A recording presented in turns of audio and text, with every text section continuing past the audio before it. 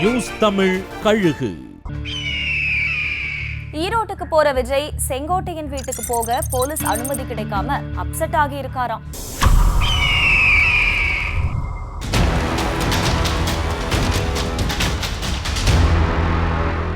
வர்ற 18ஆம் தேதி ஈரோட்டுக்கு போற விஜய்க்கு தன்னோட அரசியல் செல்வாக்கு நிரூபிச்சு காட்ட எல்லா வேலைகளையும் முடுக்கி விட்டுருக்காராம் செங்கோட்டையன்.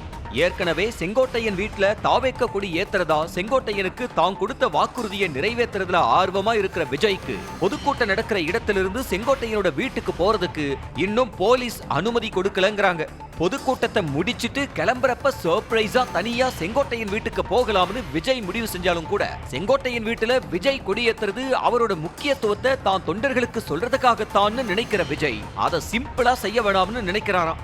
அதனால எப்படியும் போலீஸ் கிட்ட அனுமதி வாங்குற முடிவுல இருக்காங்களாம் தாவேக்காவோட தலைமை அலுவலக நிர்வாகிகள்.